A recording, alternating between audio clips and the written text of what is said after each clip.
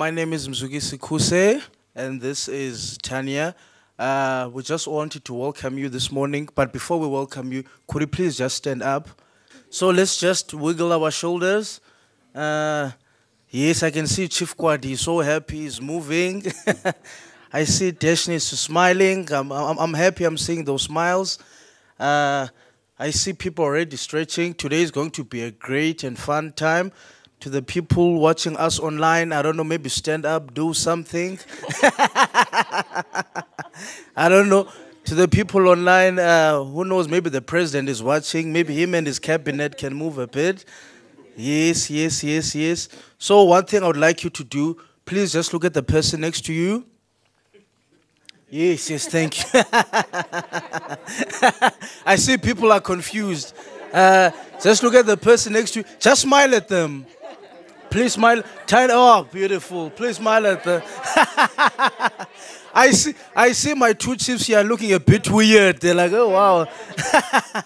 Yes, just tell the person that I appreciate you and you're a person of value.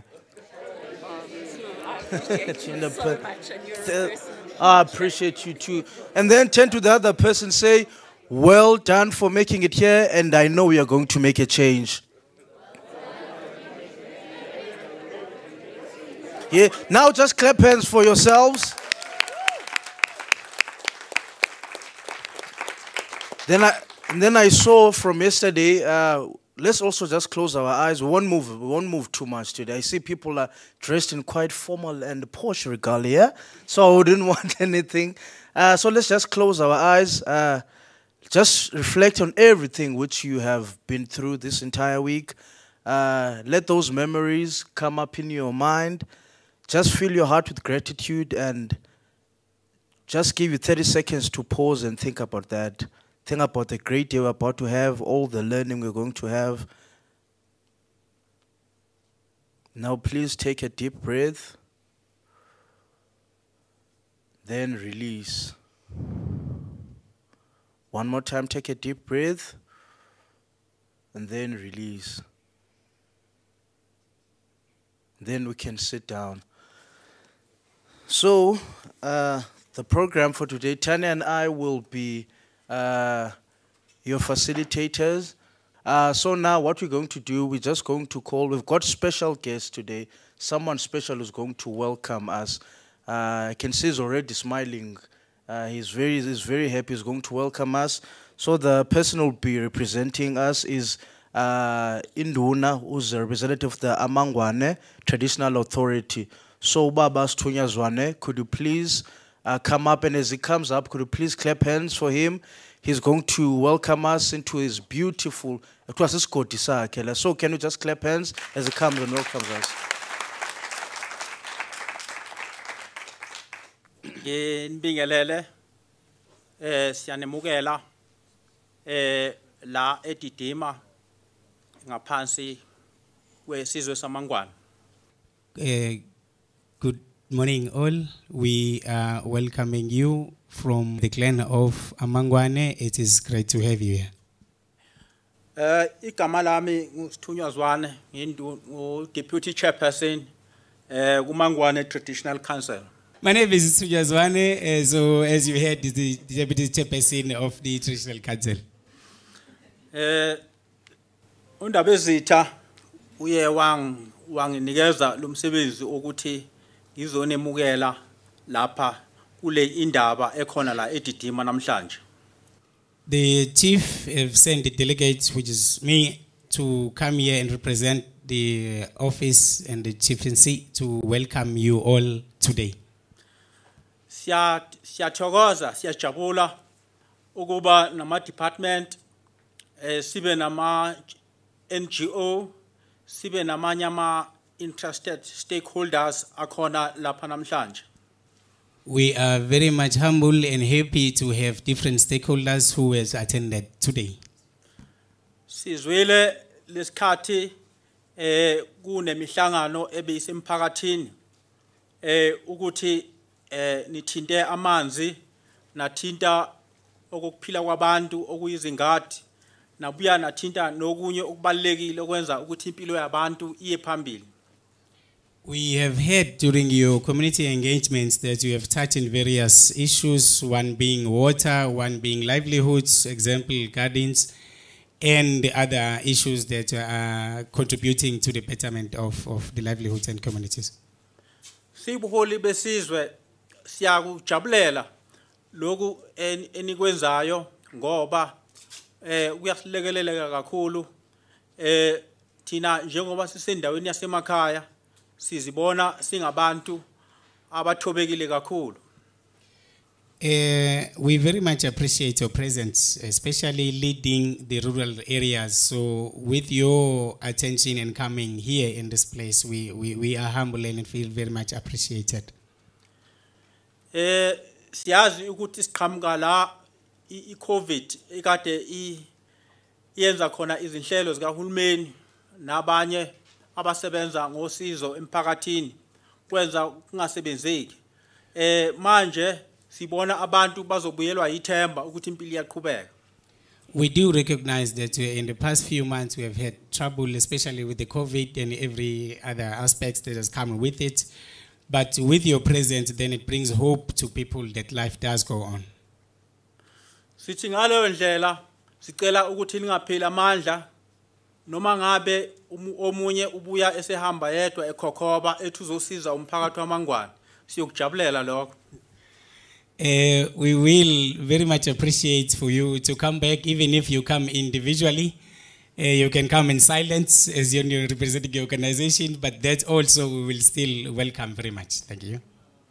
Ngaleyo ndlela ngalawo mazwi amafishane sithi siyabonga kakhulu ukuthi sibe nani siphinde siyafisa ukuthi niphinde nibuye njalo njalo sizokwazi ukuthi lokho esikubonayo ukuthi kuyaya phambili nikwazi ukusilekelela sizokwazi ukuthi sibone kakhulu phambili kunaqala.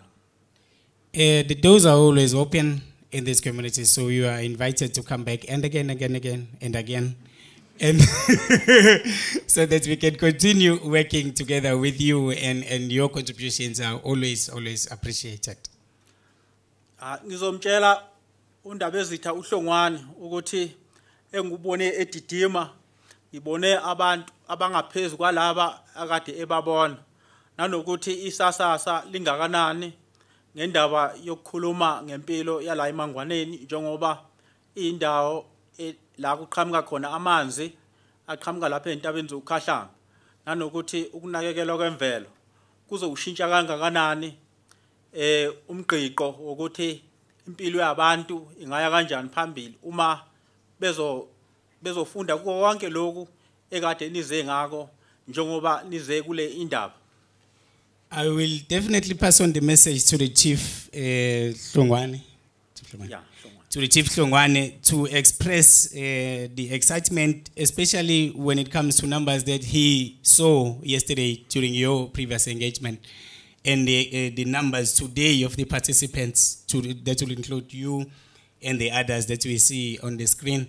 So that is bring a lot of light and hope to say in this struggle to better our communities, especially when we talk about the water resource, the water management. Then we see there's a bigger picture, and we continue to work and engage with you going forward. Siyabonga kakhulu ngolesithathu lolo lizayo njengoba singena kuNovember ngizokwethula ireport kwi-Traditional Council ngisho ukuthi bekukhona obani bebeze ngani nanokuthi ubuholi abusiwo ubuholi ngaphandle kokuthi usize abantu nokuthi kuthathe ulwazi kubo bonke abasuke beze ngosizo balusemphakathini. On Wednesday we will have a meeting as a Traditional Council, and I have a responsibility to deliver a report. In that report I will also explicitly express the engagements that we have had and the role of the traditional leadership, and hence it does encourage to take the information from the stakeholders just like you guys and put it down to the communities on the ground. Ukuba khona kwenu la kungenxa yokuthi niyabona ukuthi abantu badonsa kanzima kangakanani nathi esikwenzayo siubuholi besizwe siyesenze ngayo yonke indlela ukuthi abantu bakuthola lokhu okokuthi sigcizelele ekutheni lokho enisuke enizokwenza abaqhubeke nako bangayeki ngoba iyona mpilo njengoba isikhathi sokuphila sesinzima kangaka. We do recognize that your presence signifies the struggles of these communities surrounding these areas. So therefore, we as a traditional leadership also encourages the communities to sustain what we have taught them or what we have planted here so that they continue using those tools or methods going forward. Ngiyabonga kakhulu ukuthi ngibe la kule ndawo ngizizwa ngithobekile ngicela ukuthi ningayeki ukuthi lapho nihamba khona niqhubeke nokushumayela ivangeli ngoba abantu abasebenzi abantu baxakekile abantu abanamathuba ingane ezikhulayo sizibona zigcwala amajele ezinye zingena ubugebengu zigcwala amadolobheni zilale ezitradini lokho kuyokwenza ukuthi lezi ezibona ukuthi nazo zifuna ukuphila lempilo ziyoqhubeka zikhuthazeke ukuthi emakhaya akhona amathuba okuphila. Ngiyabonga. We are thanking you very much for your presence again and your contributions, your initiatives as such. We have challenges of especially lack of opportunities in our areas. So youth unemployment, criminal elements, homelessness, etc. So when you come here with your initiatives, then it brings hope to livelihood. It creates an option for some young people to choose if they can follow you and the path and the projects that you are bringing in, or they can stay stuck in this other negative pathway. So we very much appreciate your presence and thank you so much. Mbonga kakhulu. Siyabonga.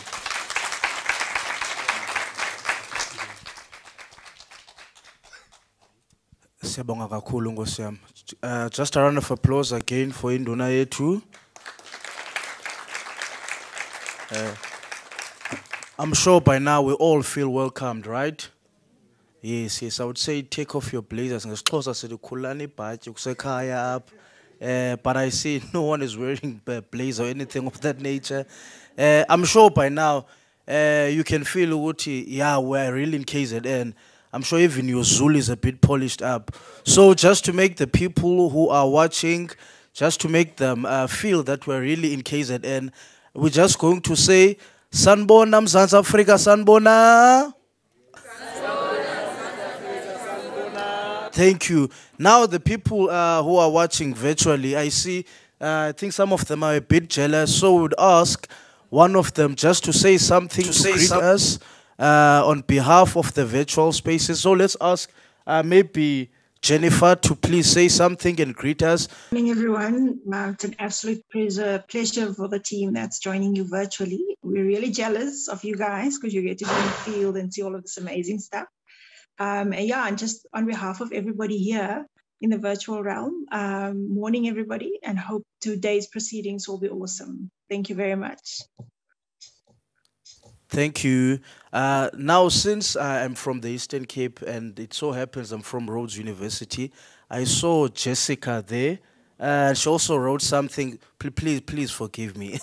I would ask her to also please just say something on behalf of the virtual community. I can see she's smiling already. She's so ready. Greetings from the Eastern Cape. It's very nice to be here with you, and looking forward to the day together. And we're very jealous. Just going to ask the team to please play the videos for us and also for the people who are watching.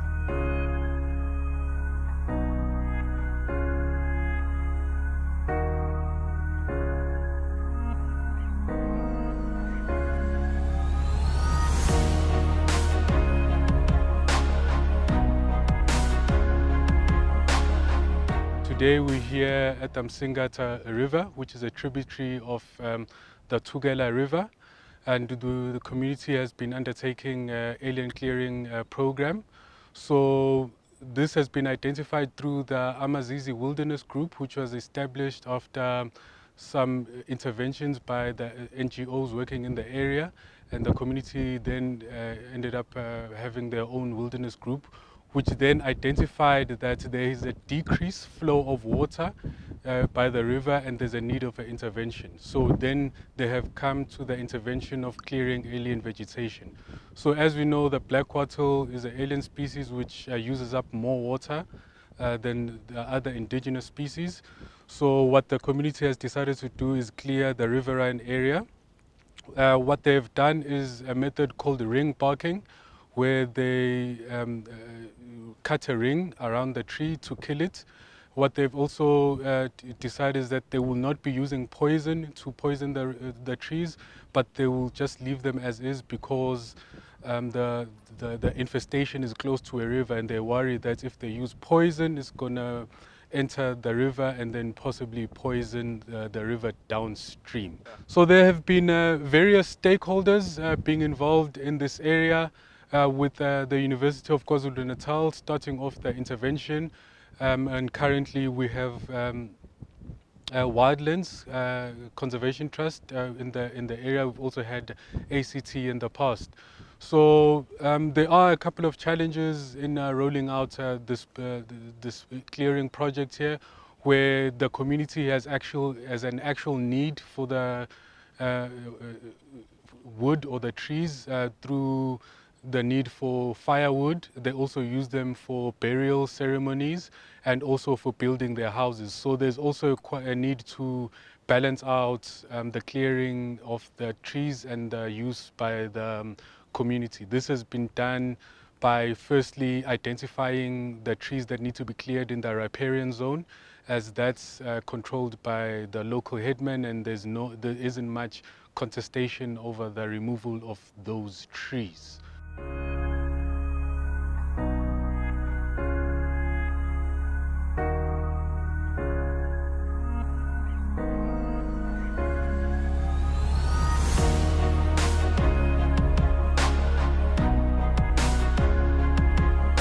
Sanibonani nonke lana umamba winile wakamtolo omelele isizwe samazizi la emsebenzini wokuvala kwezindonga ngaphansi kwenkosi uMiya okuyena nkosi yesizwe owenziwa iorganization kaWildlands Conservation Trust khona manje, kodwa waqala ngo-2007 wenziwa iUKZN kwalandela uAfrican Conservation Trust.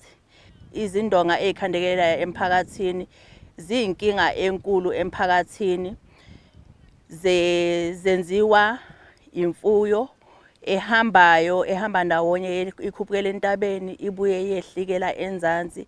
Okwabonakalako uma bekufika ama-organization afikayo ukuthi kufanele ukuthi zivaleka izindonga ukugcina indawo iyinhle, njengoba indawo le esikuyona isohlelweni lokuthi ibe indawo evikelekile yomphakathi ngokohlelo le-stewardship. Isite le ibibovu, inhlabathi, kungekho simila, kungekho tshani nasihlahla obekukhona ngenxa yokuguguleka komhlabathi. Kodwa kwatshalwa utshani, ikhukhuyi, kwenziwe ama-stone packers evalwe utshani manje ngoba sekunezimila. La sithatha khona manje siyalimaza futhi imvelo kanye nomhlaba. Kwabakhona umbono ukuthi asebenzise uVitiva. uVitiva lona wawutshaliwe vele kusukela le ngo-2007 utshalwa yiwona umphakathi ngosizo lokufundiswa uDr. Terry Everson ngokubaluleka kaVitiva ukuthi uyakwazi ukubamba impande zaVitiva, ziyayibamba inhlabathi ukuthi ingagcine imuka. Sekuba khona uwatela esuthola emasayithini, siyawugeca futhi leyo watela loyo sibuye siwusebenzise futhi khona lana emasayithini ukuthi uvimbe inhlabathi ukuthi ingamuki. Sifake uwatela, sifake ukhukhuyi bese sifaka uVitiva. Ngibonga kakhulu uSANBI nama-partners azile kule indaba, sizoqhubekela phambili ekuthenini sibambisane. Engifisayo kakhulu ukuthi inamhlanje engathi ngabe kuthiwa neminyaka ezayo futhi siphinde siqhubeke sibambane kanje ukuze indawo yasemazizini noma yase-uThukela yonke igcine izuze impumelelo, ikakhulukazi ngoba lokho esikwenzayo sibheke ezinkingeni zamanzi. amanzi njengoba engekho apha uThukela. Kodwa mangabe kukhona uSANBI nabo bonke abala namhlanje amanzi sizoba nawo. Ngiyabonga.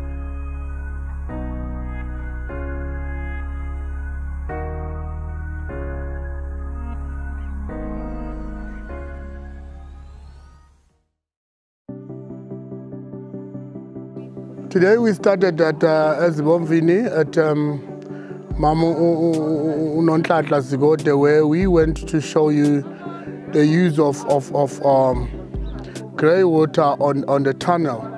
We provided this tunnel because we wanted also to mitigate the impact of climate change. So this mama, before we install the drip irrigation, she was fetching water from the river and watering. But by putting the drip irrigation and the use of grey water, we minimized or we extended her time of doing other things. So now she can sell her vegetable, she can have for her family and do other stuff.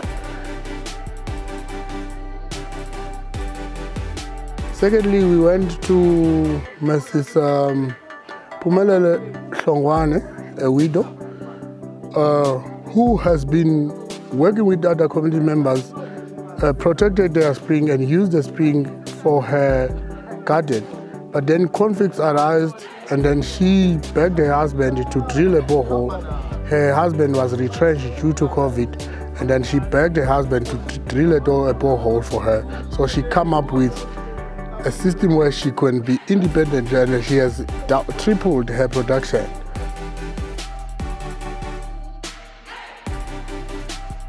And then lastly, then we are in Istulwane for where we talk to Mrs. Nelson Msele and Mazondi on their livestock integration, where they are cutting and carrying their feed, like supplemental feed for their livestock. They've been feeding and using today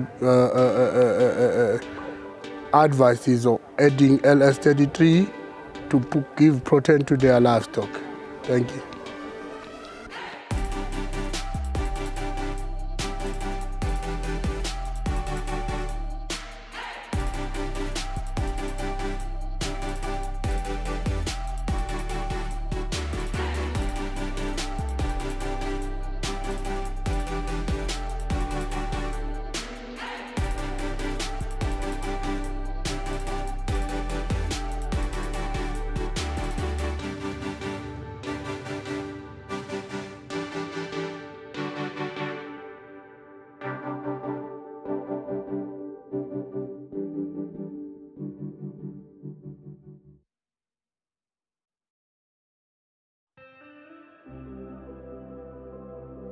Okay, so today we're here at Kokwane, where we met with the Nxantatu group of people, which makes up the Kokwane people, Amablesini people, and Manzana people.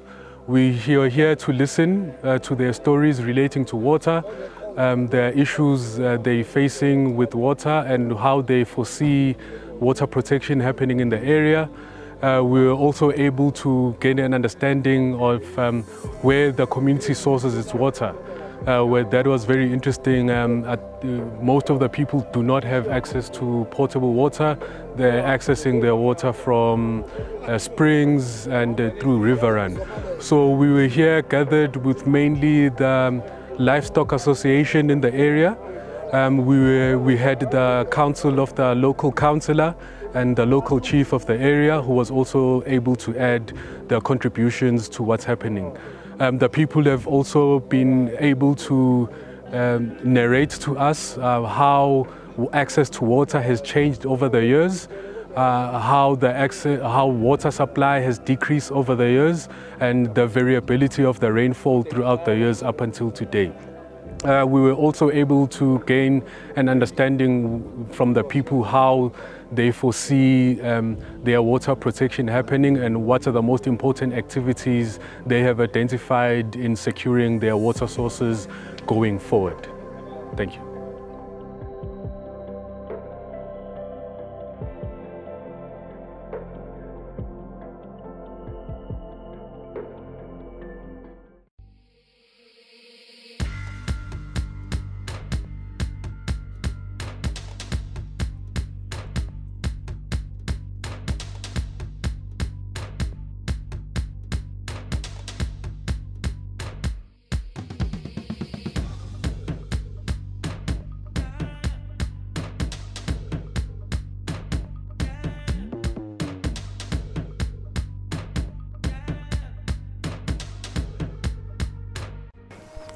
Good day, everyone. My name is Begizita Hlubi. I'm from here at Mazizini. So this one is called uThukela. There's also Ubunjaneni, whatever. But we've got one tribal who is ruling the whole the whole Amazizi, which is Chief Mia. When we started this Amazizi Development Forum, in fact, it's the idea of the Mgcini Khumalo, who went around and approached people, and then we gathered and we formed this forum. We had to go through the Inkosi to ask for the permission to operate around this area. Our main aim is to help the community. We realized that people were struggling with basic essentials. What they pointed out first was water, because we have a water shortage around here. So what we did, we go around businesses and we ask for donations around with them, and also to anyone that we think might donate something that we need. Also, the community did a big contribution by working voluntarily. So we're taking water from the wells, and also we're taking them around the houses. We have people that are in charge of the project and who know the place better. They lead the community, and the community take it from there. We started the project in May 2019. Yeah.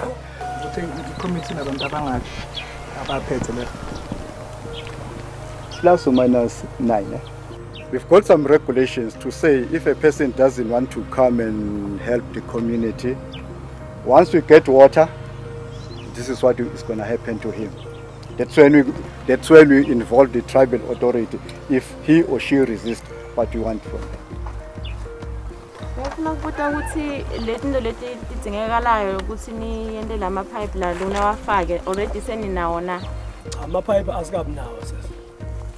To add on this, we are in need of like plus or minus 50 kilometers because we are cutting it down to the community.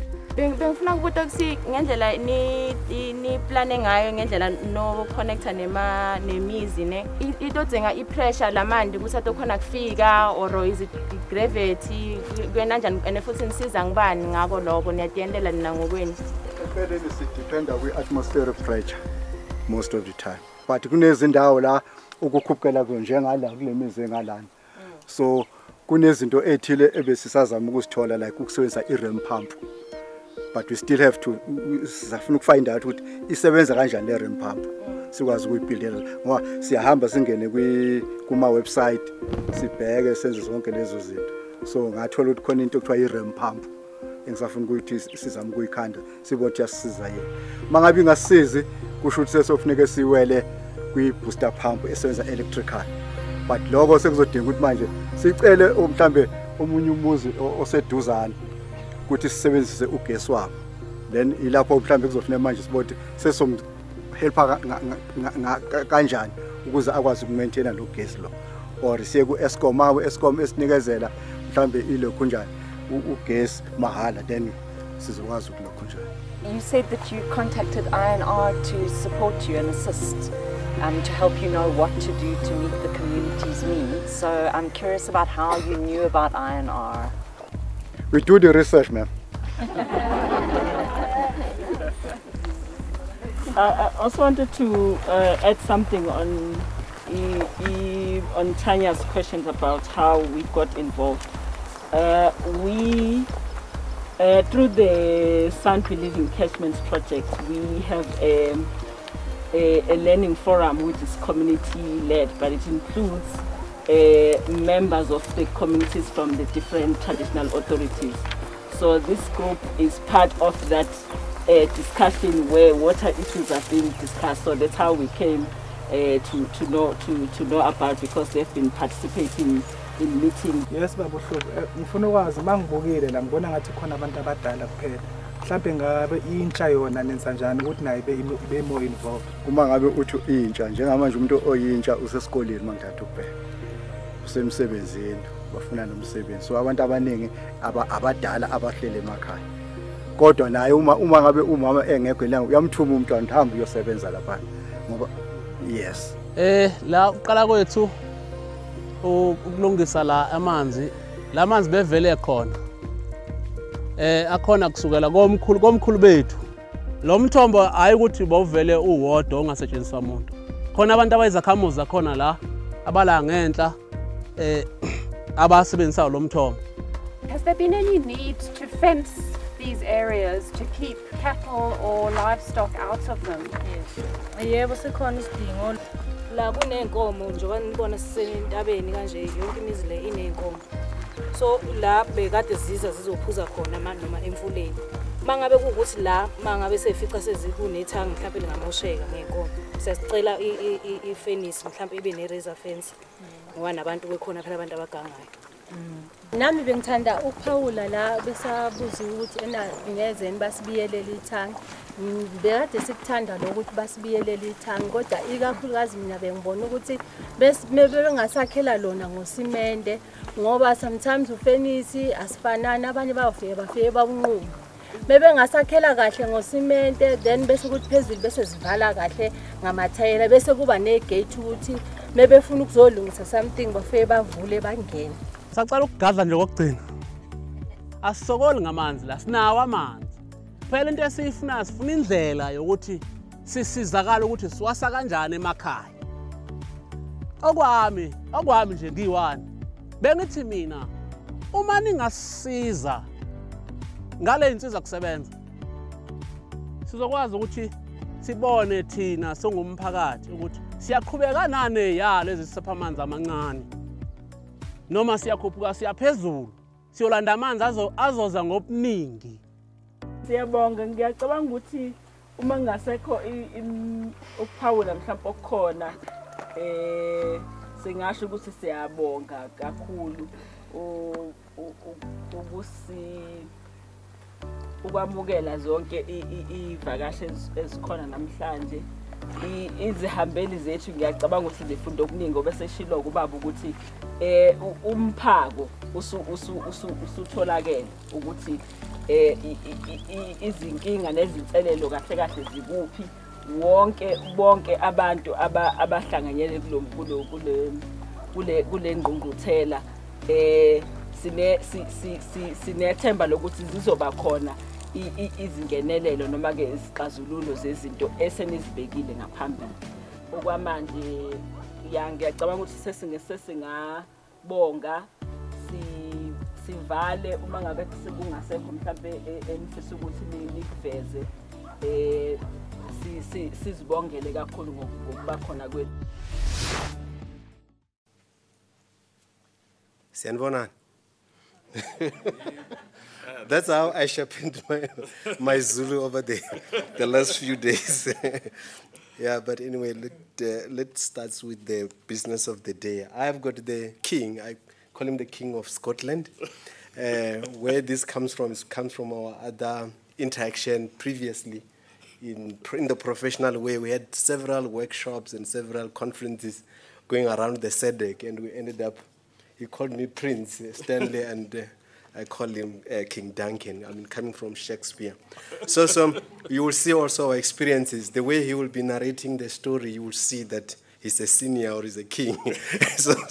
And the way I'll be narrating the story, you will see I'm still actually under his mentorship.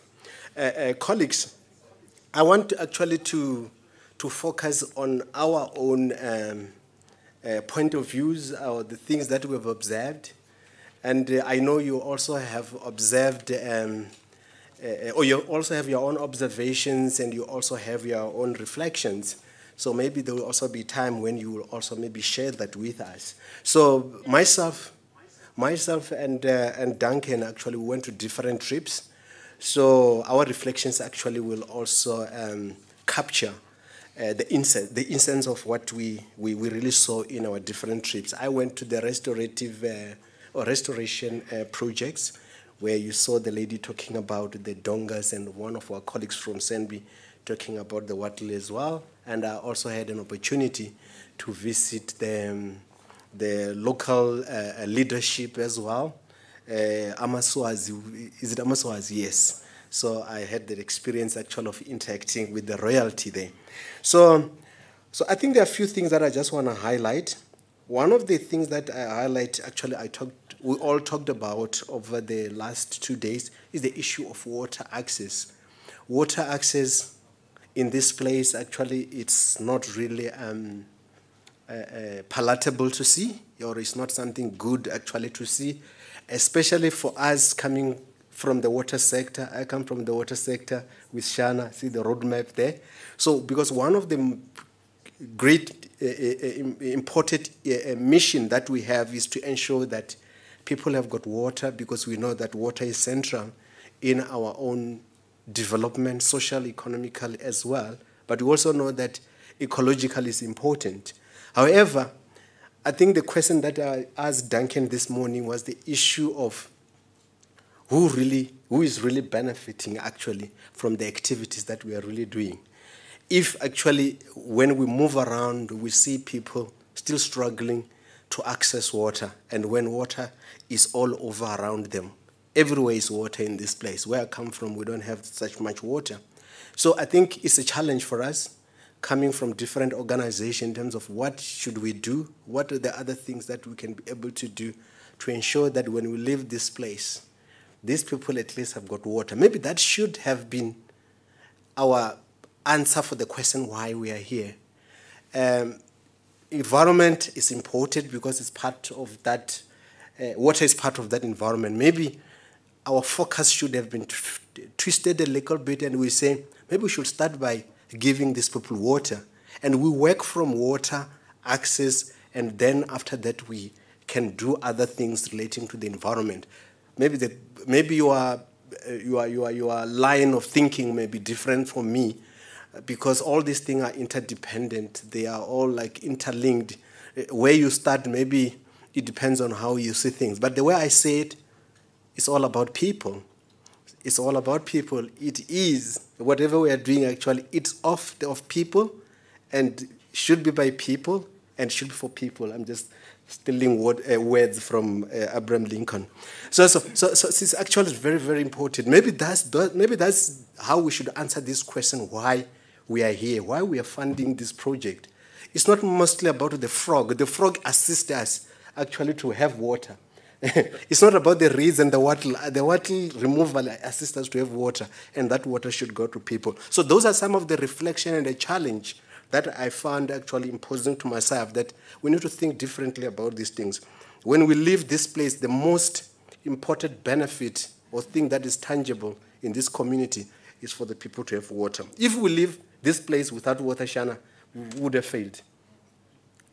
I'm not saying we should give everybody water, but maybe we should target certain sections of people and say, you people, or maybe that community that we visited, will leave you with water. I think that is important. The another thing that's also important, linked to that, is the issue that I also discussed with Duncan, to say we need also to think about the restoration continuum, and in particular the restoration justice.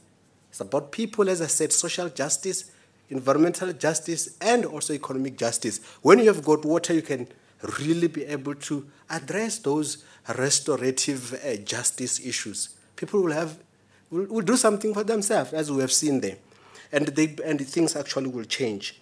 And lastly, I thought maybe I can talk about some few things relating to my recommendation. I think the most important thing that I've observed, there are also technical issues. There are issues that we can actually talk about, resourcing the project and resourcing the people who are working so hard. I appreciate the work that you are doing, colleagues here.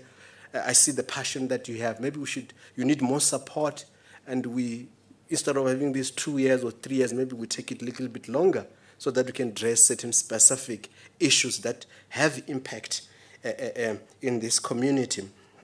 So there are a lot of technical issues that we can talk about. As technocrats, we have many ideas. But the governance issue is very important. We saw the gap yesterday. Thanks to Chief Kwadi for sharing your experience from Umzimbuvu and Matatiela. So it was very helpful.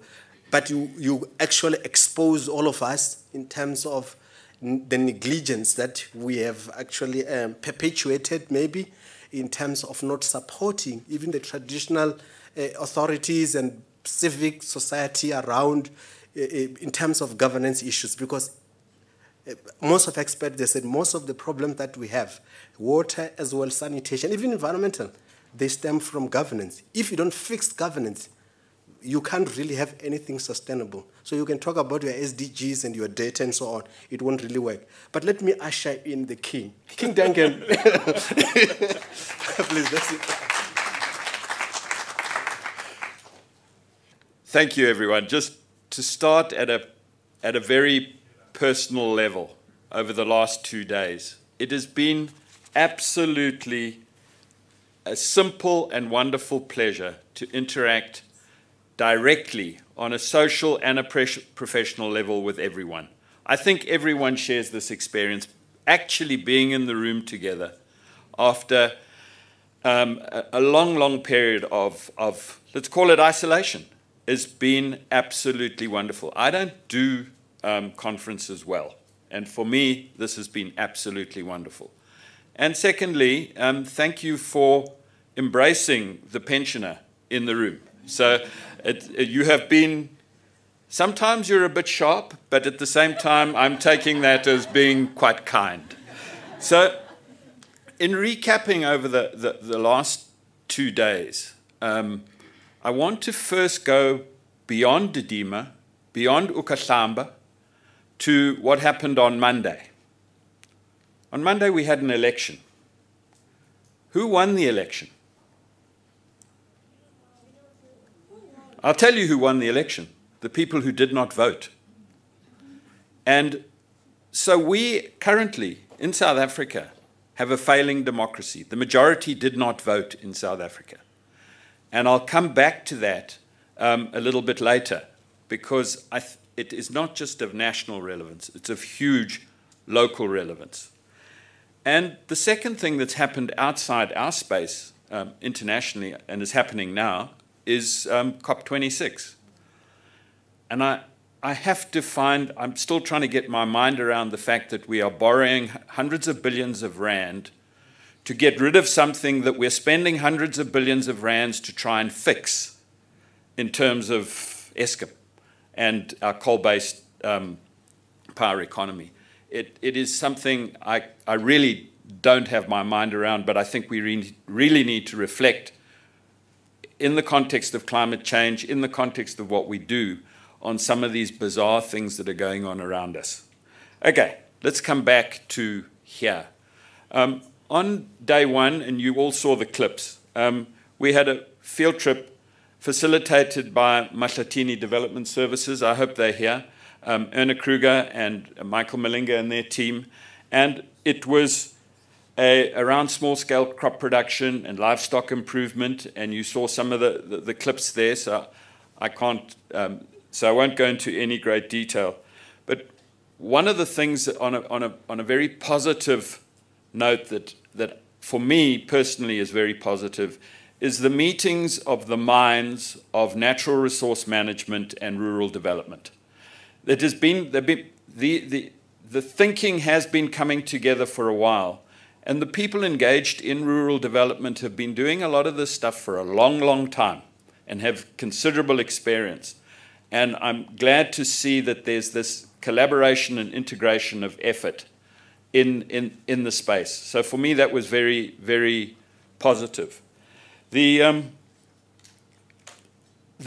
if just looking beyond the actual examples, what I've found and what I've always found is kind, generous, humble, rural people, happy to see us, really offering us macheu.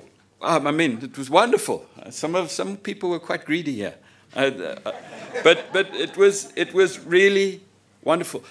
But they were the people we dealt with, and particularly the people with the livestock improvement.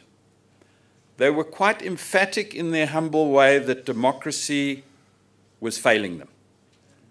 Coming back to the original comment, I think it's failing all of us right now. So And with that failure, so it is also failing Mahlatini. There is a complete underinvestment in these rural landscapes. They have been ignored. The state support is minimal to non-existent, and the scale of intervention is not there. And I'll come back to that a little bit later. But just to finish off on that, at the moment, what we're dealing with is sort of a case study approach, which is wonderful for learning. But in terms of scaling, we've got to scale up to a systematic landscape approach. We can't, and I'm looking to the future, and I'll come back to that now. Then, on day 2, I turned myself into the youth for a day. And I engaged in the youth exchange. And this morning, I took a little bike ride up Mike's Pass, and I did have to push my bike. And I used their mantra, no shame, no shame, no shame. And it was, anyway, and what we did was we look at, we were lectured on iNaturalist, which I knew about but didn't have any of the details. So for me, as an old Bali, that was something new, which was wonderful. We also lectured on citizen science, and there was a demonstration in the afternoon. And Mlu gave us wonderful advice for young early career, advice on early career development. And much of that resonated with my experience. So that was wonderful. And my takeaway from that is that, for the most part, amongst our youth, all is good. I found everyone was engaged. Everyone was despite English being the second language for most of the people, far more articulate than I was at the same period in my career, and my colleagues. So that is absolutely, you guys know how to put yourself across. Wonderful senses of humor, which was critically important, passion, and at a peer level, you're setting examples for each other. So that, for me, was an immensely positive experience. They are the cream of the crop, but that's who we've got to work with, and that's wonderful.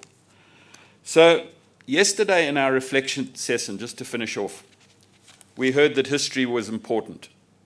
And you're absolutely right. History is critically important because it defines the context in which we find ourselves now. But more important is knowing where we're going, is having some clear vision of the future. And the vision of the future for me is getting to scale. All the stuff we've seen is wonderful, but it's case study.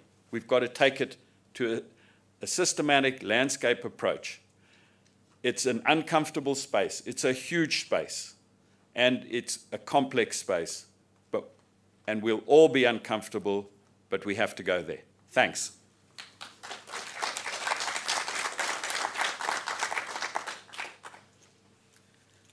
Thank you very much to Duncan and Stanley. Those were really great words. You know, when I was just listening to them, so much resonated within me. And you know, since I'm someone who goes to church and from the Eastern Cape, I almost said, hey, amen, Bazalwane. Hey, and I was like, oh no, this is a professional setting. Let me come back. So thank you so much for those words. You know, in the Living Catchments Project, one of the central tenets is collaboration. And myself as a young person, that has worked so much for me. You know, when I came in the first day, I saw some people which I didn't see in so many years. I saw Shanu and I saw Henry, and I was like, I remember these people. They helped me with the first Enviropreneur Imveliso development for green businesses. And you know, when I collaborated with them, they helped me so much in terms of my business side of developing things. And then I saw Chief Quad, and I was so happy because I remember he's helping me so much in my PhD journey. So it's so important that as we are here, where different people learn to collaborate, learn to speak to some people, and be humble enough to say, I do not know, but I'm willing to learn from someone. you can say amen to that point, but it's fine. So now at this point in time, we're just going to have presentation from some special people, but we will not be seeing them. They'll be giving us online presentations. So please be ready. I know you are so excited. I can see my friend Roderick there is like, wow, we're gonna learn new stuff. So yeah, we're just going to hand over then to Zuher. I hope I pronounced it right. If not, please forgive me. So it's gonna be the first person who's going to come and present for us. Thank you very much. Good morning, everybody. As you have heard, my name is Zuhair Mubarak from Department of Agriculture here in the Northern Cape. Today I'll be presenting on the revitalization of Falarts and Tahung irrigation scheme in the Northern Cape. Just some background on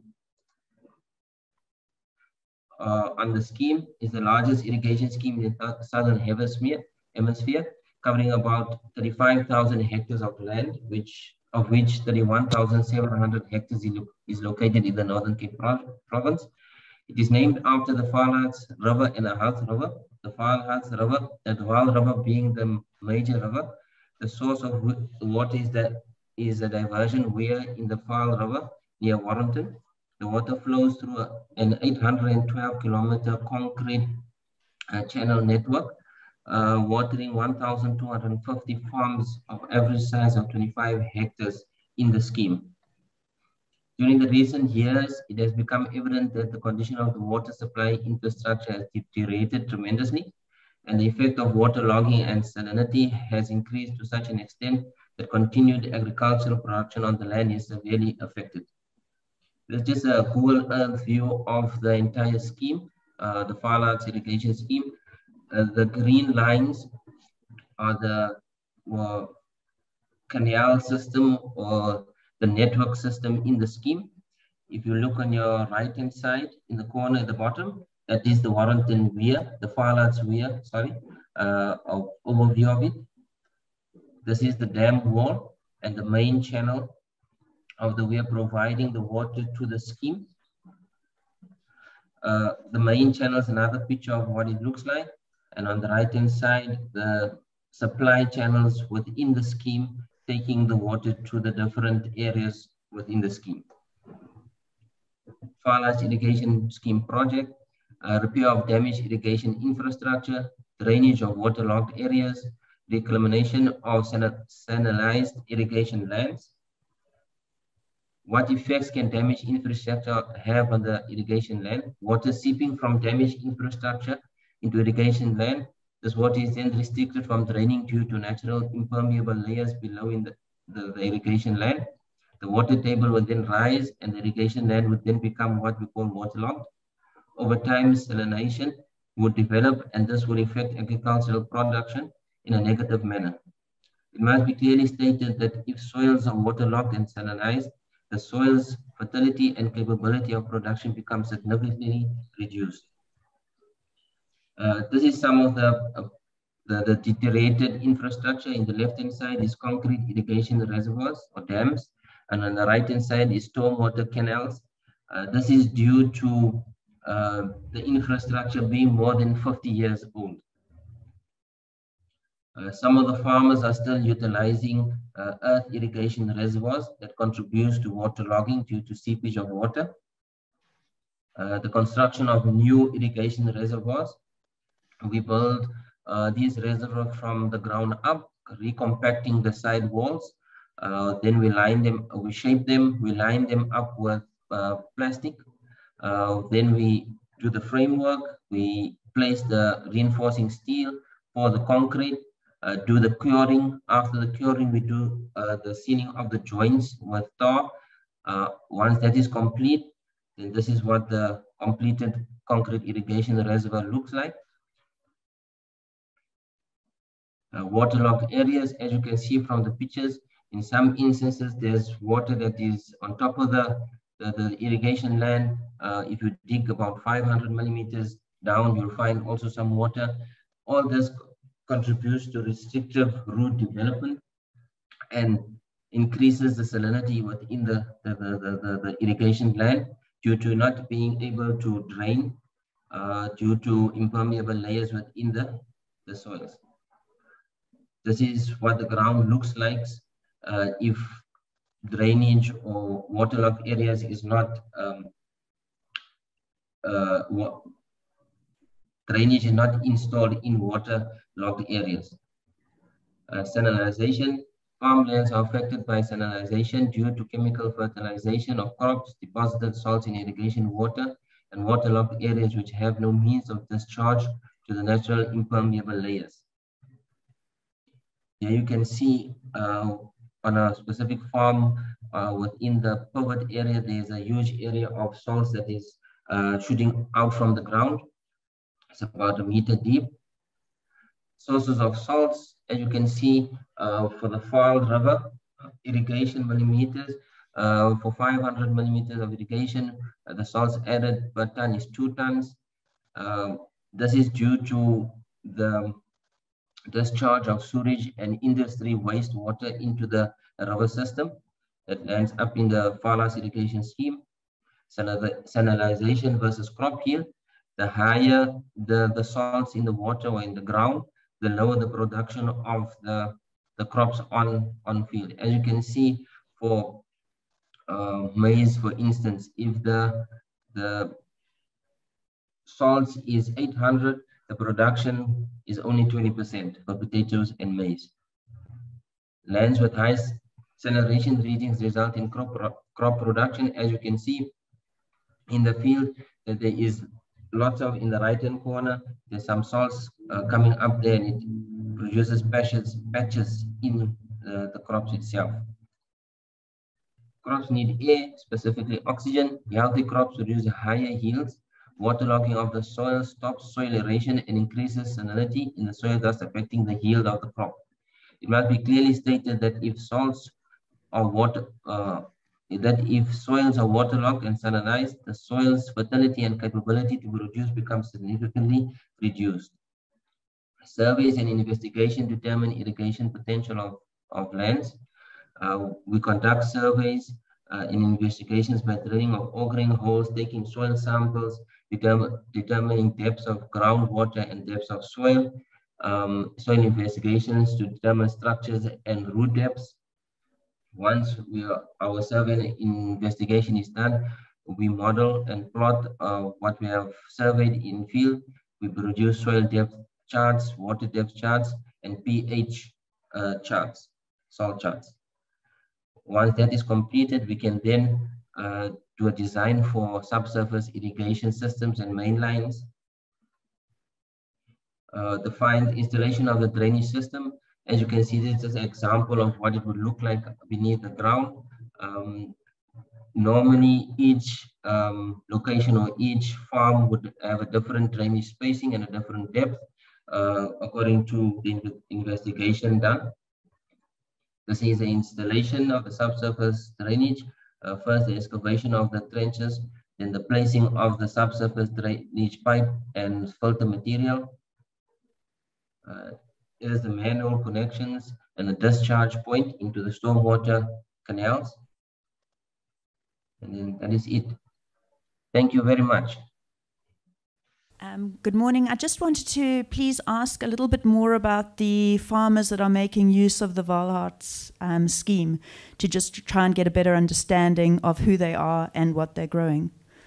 The farmers that are there is mostly majority commercial farmers.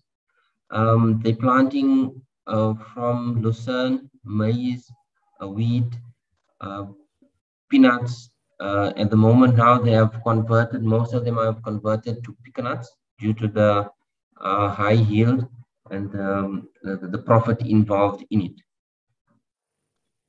Greetings to everyone. My name is Thembile Ngongoma from MUT. Firstly, I would like to thank the first speaker for the informative presentation. On the presentation, it was highlighted that the farmers are affected by the farms are affected by salinization due to the utilization of fertilizers. So my question is, were there any mitigation measures that were put in place in order to cap or to minimize the the salinization that was on the soil, such as maybe the utilization of the tea from vermicomposting or any phytoremediation? Thank you. Okay.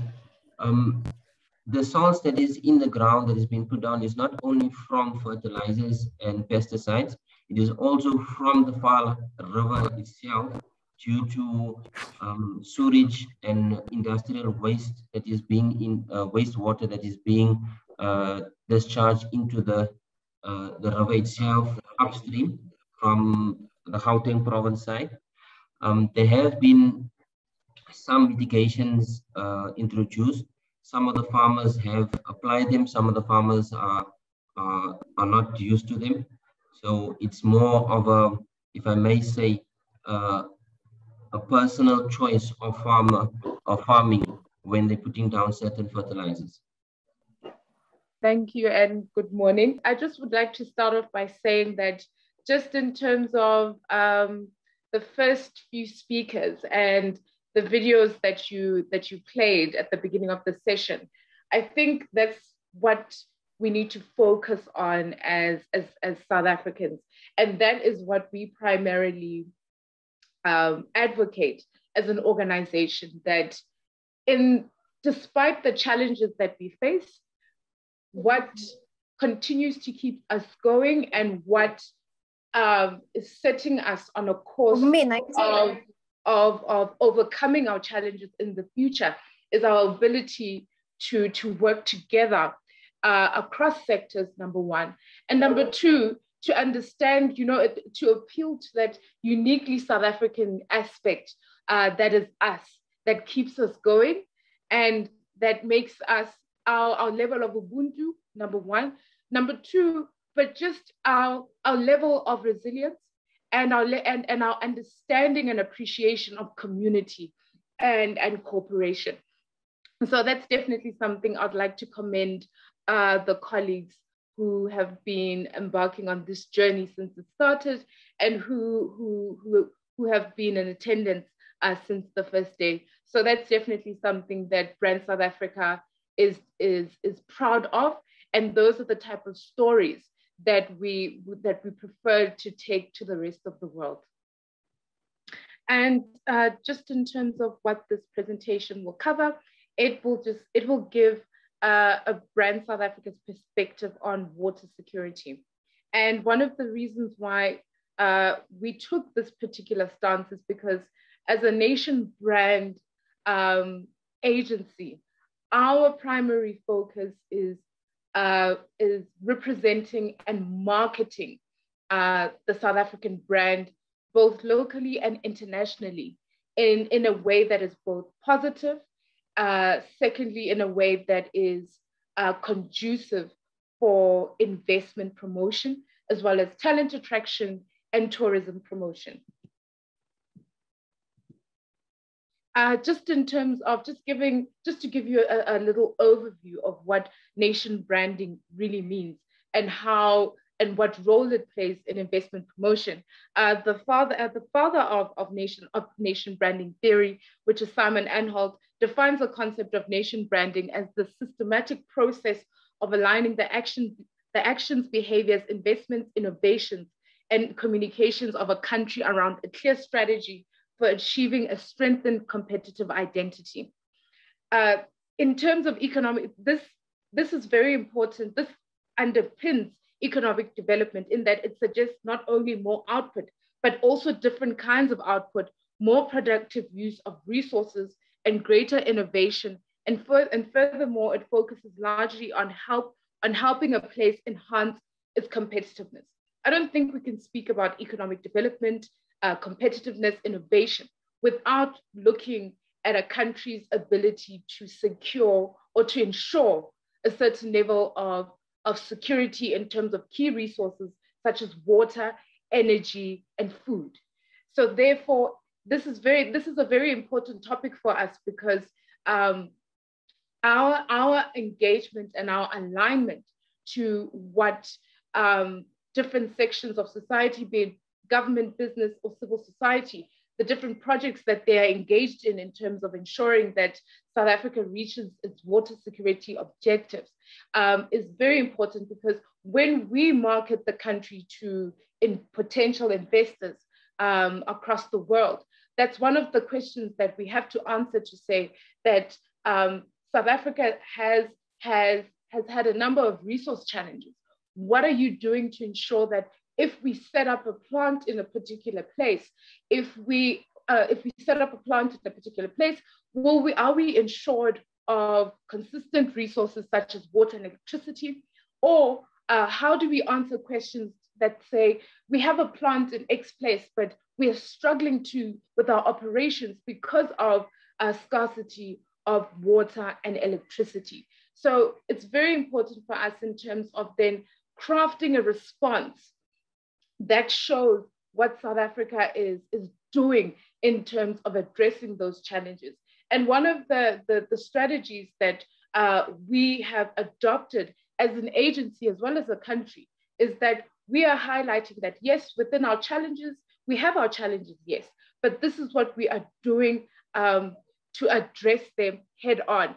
And what we've highlighted is that South Africa has actually, it stands out as one of the countries, one of the few countries, both in the region and in the world, where our cross-sectoral collaboration has established a series of ecosystems where we've been able to overcome certain challenges by working together and coming up with innovative solutions to be able to address our challenges in a way where we can overcome and ensure a certain level of certainty for both our people, for all sections of society, really, from business to ordinary South Africans. So this is important, as mentioned, that the image of the country in the minds of global citizens can play a critical part in the success of its tourism, trade, business, and nevertheless its cultural and diplomatic relations with other countries. The model states that the reputation of countries functions like the brand images of companies, and that they are equally critical to the progress and prosperity of those countries. So as mentioned, that the perception that we're crafting is very important, in the sense that a united South Africa that is truly committed to overcoming its challenges and drawing on its various strengths, as well as leveraging its weaknesses, to be able to change the narrative and set itself on a course of recovery, but also and set itself on a course where by using its the various ecosystems that we've created in terms of the cross-sectoral cooperation that we've been able to establish, to be able to come up with innovative models that we can export to other countries to be able to use. And this is actually something that we've done quite successfully in the region. And we're hoping, and it continues to get traction across the rest of the continent.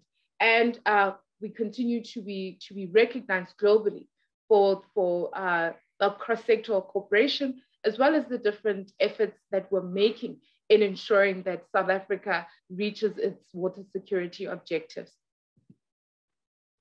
Just a little bit more on why nation branding is important to investment promotion is that effective investment promotion requires, first and foremost, positive image building activities, which are aimed at convincing the investor community that there exists in a given country a comparatively liberal and attractive environment for business operations. Having a favorable image in the eyes of foreign investors is a primary quality that most governments seek to attract foreign direct investment. I think it goes without saying that one of the biggest challenges that we currently face in terms of our water management is that our infrastructure is one of the biggest challenges that we face, our aging infrastructure. And one of the ways in which Brand South Africa has recognized, has identified rather, is an area of opportunity for South Africa, is that the development of water-related infrastructure is definitely a huge selling point for FDI. And as we will see, as we go further into the presentation, I'll make recommendations that's actually one of the most, that's an important selling point for the country, that there's a lot of potential in terms of developing water resources in the country. And that's something that we continue to incorporate into our investment promotion, marketing and communications plans. And then investment promotion as activities can be defined as activities that disseminate information about or attempt to create an image of the investment side and provide investment services for prospective investors. They stated there are 3 objectives in terms of investment promotion techniques. And Brand South Africa falls into the first one, which is to improve a country's image within the investment community as a favorable location for investment. And this requires image building activities. And just to end off in terms of what the nation branding, the power of nation branding is that we combine hard power, smart power, soft power, plus the understanding of which areas or which sectors we need to focus on in terms of marketing South Africa as a country of choice because of our performance across these 7 areas in terms of highlighting our governance efforts, highlighting our export prowess, highlighting our tourism, our largely vibrant tourism sector, and emphasizing the potential that we have as an investment destination, as well as what opportunities we have for attracting top talent, as well as highlighting the important culture and heritage and that defines us as a people. As you will see, that this is very important in terms of then rethinking how we approach our water security discussions, because the discussions that we have internally and the discussions that we have cross-sectorally then come to define how we are viewed by the rest of the world. And the point that I'm trying to make, colleagues, is that how we then speak of ourselves, how we posture ourselves, then influences on how the rest of the world sees us. And the consequences of that is that then we are then standing in the way of opportunities in which we could be then working or leveraging the goodwill that we're able to extract from just changing the narrative and telling a different story. And we're able to do this. The goodwill that I speak of is attracting investment to be able to assist us in achieving our water security goals quicker than we would if we were just relying solely on government support or internal private sector support alone. Just in terms of what is the water security in the context of nation branding. Water security has been defined as the reliable availability of an acceptable quantity and quality of water for health, livelihoods, and production, coupled with an acceptable level of water-related risks. Yes, this is what we know, that we are currently facing, we're on the verge of a water crisis. But what are we doing to mitigate that? The way in which water is managed and used has a significant impact on a country's social welfare and economic activity. This is a symbiotic relationship that is essential to creating a well-functioning state, society, and encouraging a favorable environment for economic activity.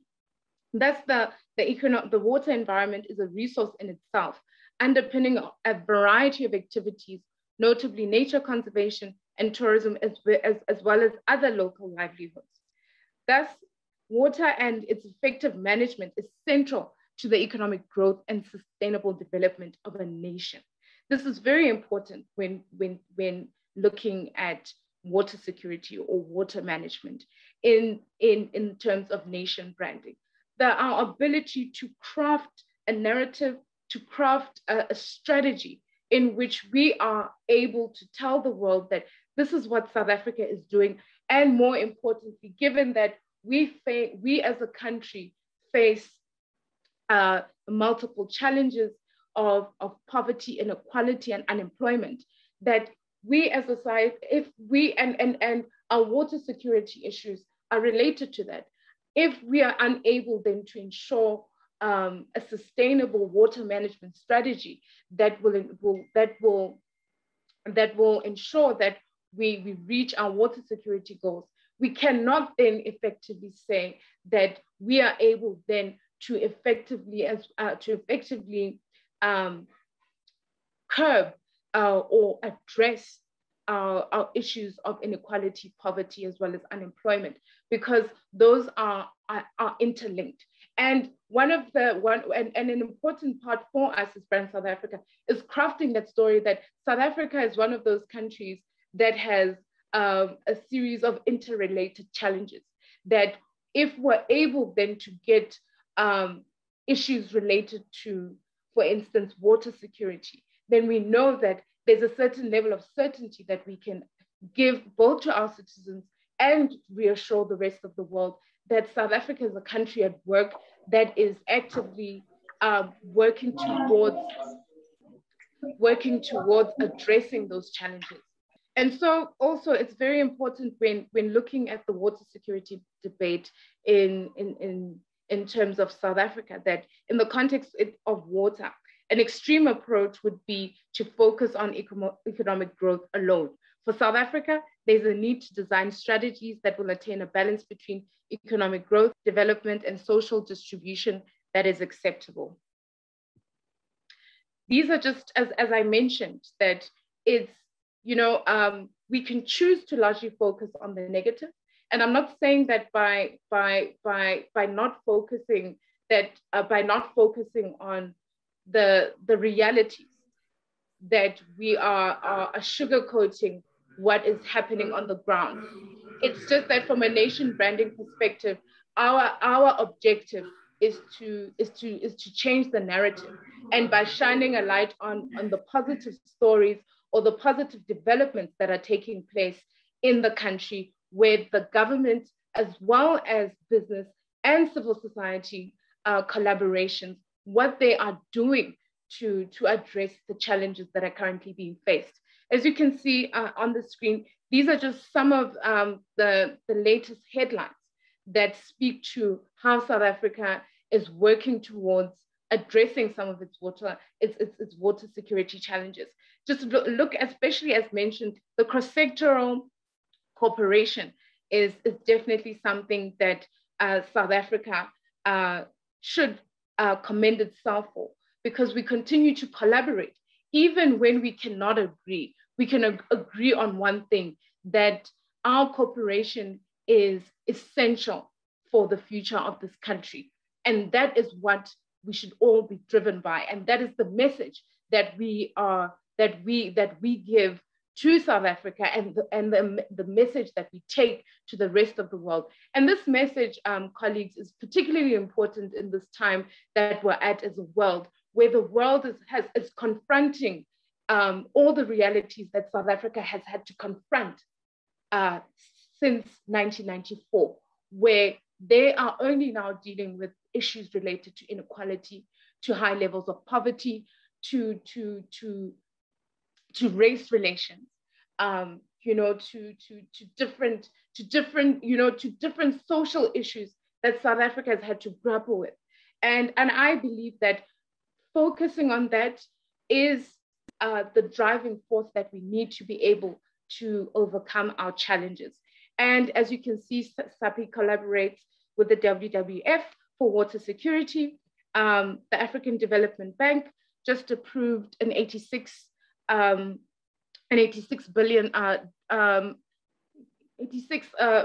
billion investment into South Africa's water infrastructure, as Lesotho Highlands Water Project to receive 86.7 million. My apologies, colleagues, in an injection to be able to upgrade that. So there are efforts being made in terms of improving South Africa's situation. And as I mentioned, that the international goodwill that we continue to afford cannot be understated. Just in terms of water security, changing the narrative. When discussing issues related to water security, particularly in terms of nation branding, these are just some of the points that I would like colleagues to consider. Highlighting South Africa's water management journey, placing emphasis on what measures have been taken by government, private sector, and civil society on shifting their water use practices, increase regional and international collaboration to work towards a collective solution that emphasizes the shared impact of climate change on water security, increased investment in innovation by exploring new technologies and techniques that will ensure more sustainable water control and management systems, create more pathways for cross-sectoral cooperation, especially in terms of private-public partnerships that seek to create systems and institutions that work towards investing and maintaining key infrastructure to reach South Africa's water security objectives.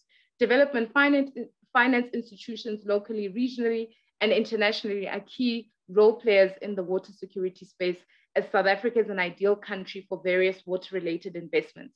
Talent attraction and cultivation is a key driver of innovation and industry stability. South African institutions want to ensure that they provide support for existing students as well as create favorable opportunities to attract world-class talent.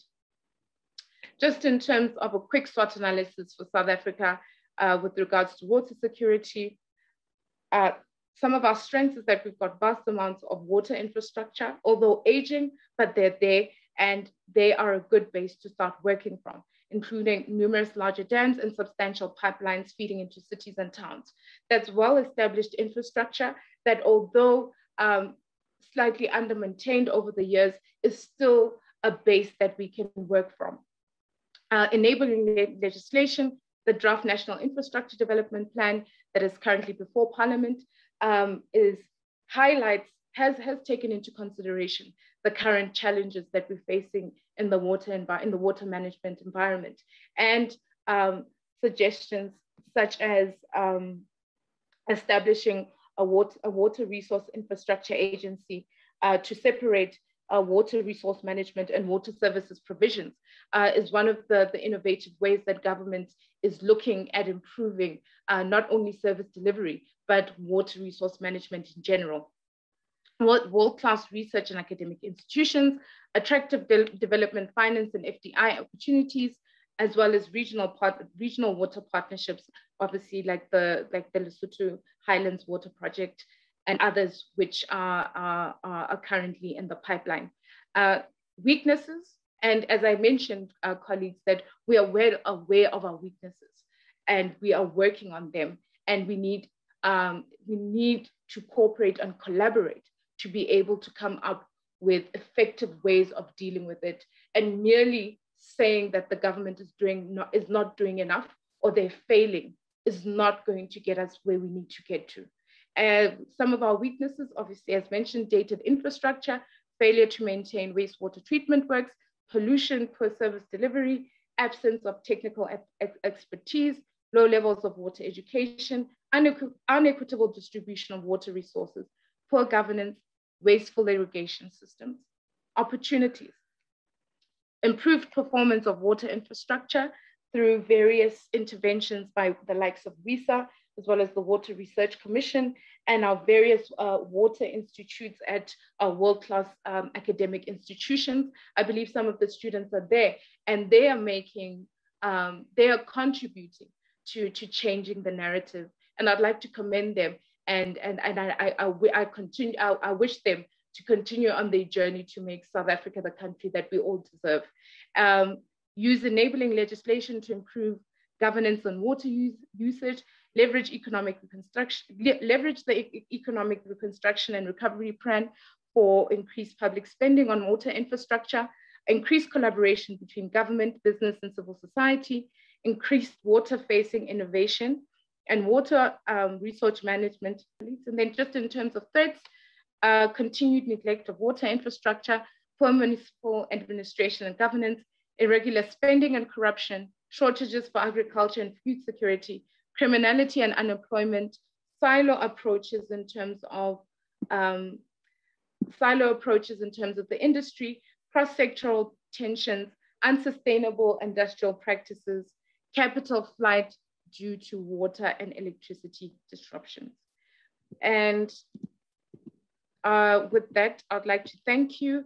And I'd just like to end off that, as I mentioned consistently throughout the presentation, that we are not without our challenges, but this was merely to highlight the importance of constructing a positive narrative, even in the face of challenges, because a negative narrative is not only self-defeatist in terms of creating a positive sense of collaboration and cooperation in the country, but it's worse still when we have nothing positive to say about the efforts that we're making, especially given because South Africa enjoys a substantial amount of goodwill internationally, where the likes of the recent pledge through COP26, that is because of our world-renowned health and climate diplomacy standards. We are well respected in that regard, and the world is really rooting for us and they want to support us, but they cannot support us if we cannot support ourselves. Thank you. Hi, everyone. Seeing as we have some time, I'm just listening to this conversation about brand. By the way, I'm Shanna. I'm from the Water Research Commission, and I'm project managing the Living Catchments Project. There's something that has been sticking in my mind as I'm listening to this Brand South Africa presentation. The first is, how do we think about brand in the face of the hardship that we've seen over the last 2 days? I personally find it a very uncomfortable thing to grapple with, because a lot of what we saw was not proudly South African. It was for me big work that we have to do. So that's one thing. The second thing is that there is something to be said about brand from the perspective of profiling the work that we do, right? So there is something to be learned here, and it's something that I don't always feel very good at, and I think the kind of discreet, gentle way that we try to work into the space sometimes means that we don't sell what we're doing, right? So there's this kind of contradiction that I'm grappling with as we go into this, and I think the third thing then is what is the role of innovation in maybe trying to start talking about brand even when we've got decades of hard work ahead of us still in rural communities. And this is this link with the research community in these communities of practice, where I think often there are these innovative pilots, these exciting projects that really do have the start of that exciting, hopeful story to tell, and something that we can build on in communities. And so what is the right way to use those smaller pilots to start generating the excitement that's needed to get somewhere whilst being still sensitive to the hardships on the ground? Anyone with a response? Yeah, one of the things that was quite interesting to me in the session yesterday was that when you spoke to the people and you asked them about their problems, they spoke about things like the fire and the water as two different problems and independent problems. And a lot of the time they weren't necessarily drawing the linkage between how they look after their water and how they look after their landscape. And when we said, okay, what can you do to look after your water? They said, oh, we can scour the well where we are. And there wasn't that sort of linkage between the grasslands and how you look after the grasslands and the infiltration of the water into the earth. And it was interesting to me because we talk about needing to scale, and we talk about needing to sort of impact the entire landscape. And when you look at the size of this landscape, it can feel quite overwhelming because there's so much to do and there's so many issues, both social and environmental issues. But one of the things that occurred to me was these pilot projects, their value is not just in affecting the landscape and change. It's also, and this is the point of the social learning thing, it's also about making sure that you affect the hearts and the minds of the people that are involved, and bringing that understanding of how the linkage between the landscape and their water resources is so fundamental to their water security. So you know, when you talk about how you start to affect the entire landscape, I think that we also need to think about, first and foremost, how do you affect the hearts and the minds of the people living in that landscape. It's almost a prerequisite for scaling, because if people don't understand those linkages, if people don't understand the value of the work that we're doing, then it's going to be impossible to scale. Thank you. Shanna, thanks for that.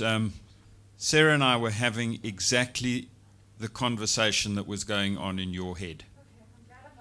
No, a very, like we were operating in two completely different universes.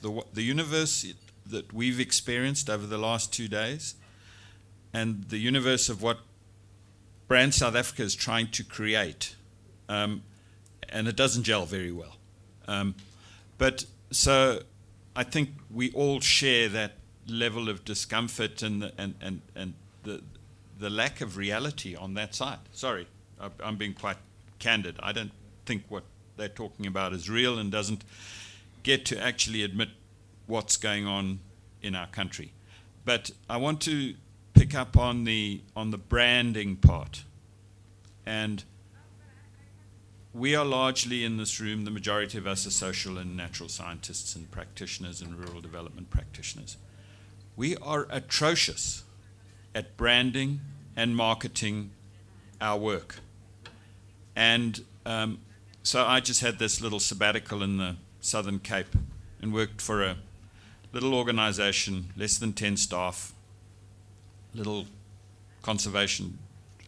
And in the space of 11 months, I learned more about marketing and branding than I've learned in my entire life. Because this little agency, in the eyes of many people in the Western Cape, is huge.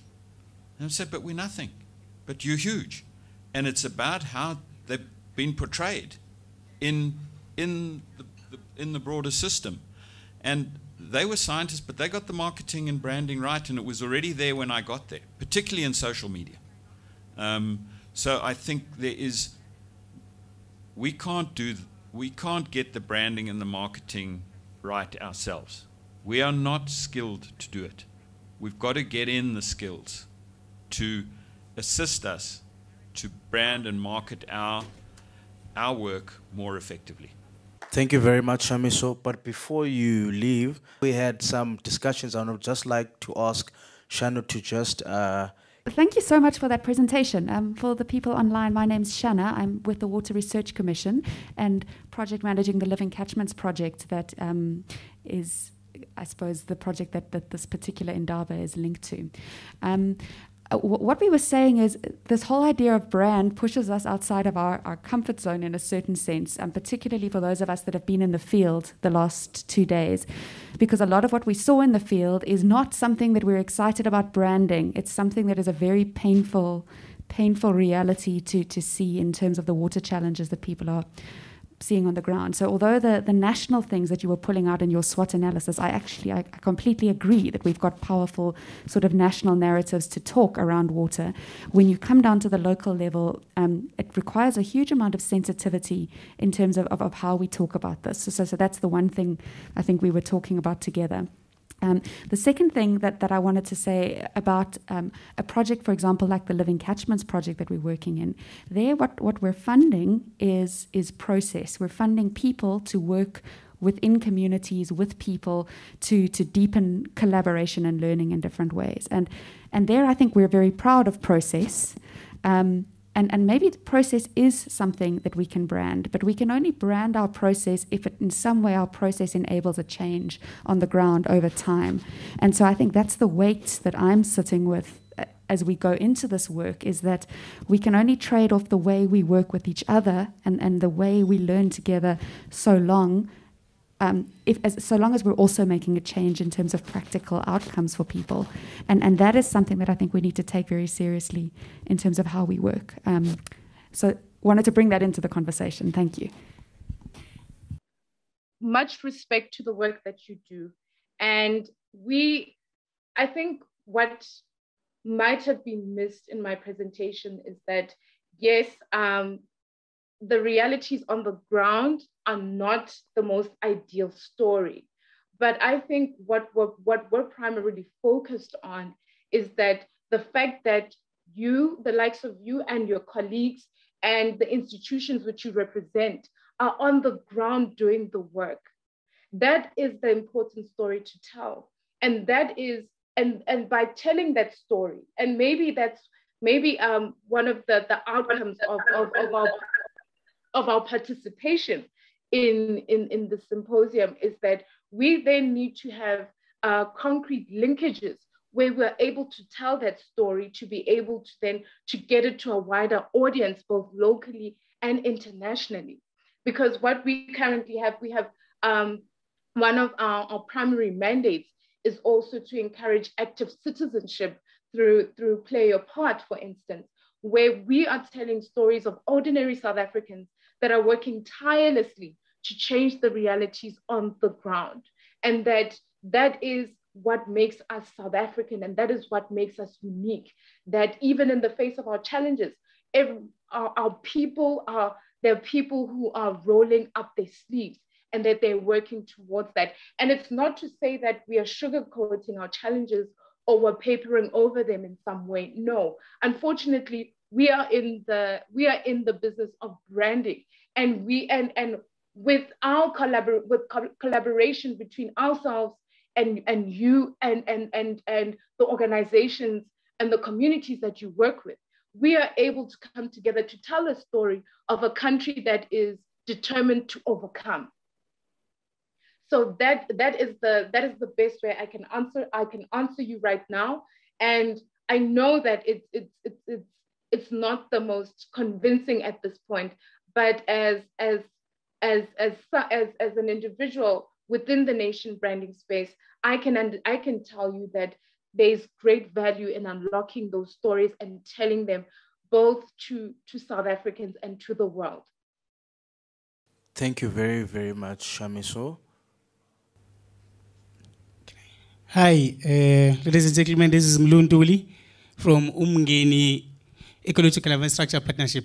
I have just one practical, simple question to Nomsa. So currently we are here. What I'm hearing is we can invite you and your office to tell the story of what is happening here. Is that correct? No. What I was saying is that linkages through events such as these and through these institutions and partnerships are able to get us together where we can hear what your story is, and so that we can tell that story to the rest of South Africa and to the rest of the world. Because my understanding is that yours is a story of collaboration with a series of different actors or stakeholders who have come into your communities, who have come to understand what your challenges are, and who are working closely and actively with you to addressing those challenges, and also creating ecosystems or environments that are sustainable for you and that create value for you as a community. So that's what I'm saying, that is the story to be told. Thank you very much. Can you please just give a round of applause for Shamiso?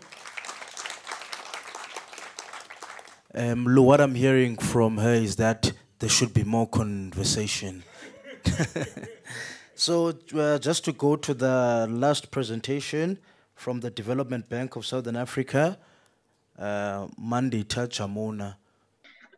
Thank you, colleagues. I am Mandita Jamuna. I am from the OR Tambo DDM Hub. And today, thank you for giving me this platform to share with you the OR Tambo One Plan. So OR Tambo, our vision 2050 is a coastal smart region anchored by a thriving oceans and agricultural economy. So this is a snapshot of the current status quo, and this is where we would like to be in 2050. So this is a picture of Port St. John's and the current Port St. John's, and this is where we would like to be in 2050. In 2019, the president opened the budget speech and identified the pattern of operating in silos as a challenge, which led to the lack of coherence in planning and implementation, and has made monitoring and oversight of the government's program difficult.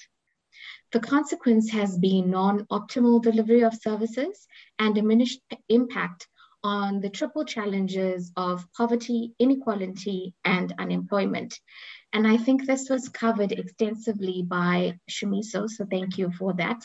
And Shimiso, you may find some overlap in what I'm saying and possible room for collaboration. The district development hubs were set up as an extension of COCTA to facilitate the DDM-1 plan.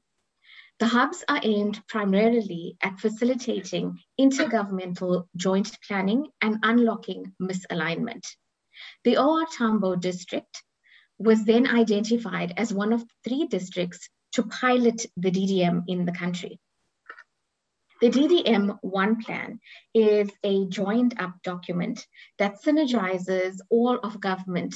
That's the 3 spheres of the private sector, civil society, and traditional leadership plans in order to express the aspirations and plans of the district for the next 30 years. The OR Tambo 1 plan reflects a vision of a coastal smart city region that is anchored by the agricultural oceans economy. The strength of the citizens of the OR Tambo district in agriculture cannot be underestimated.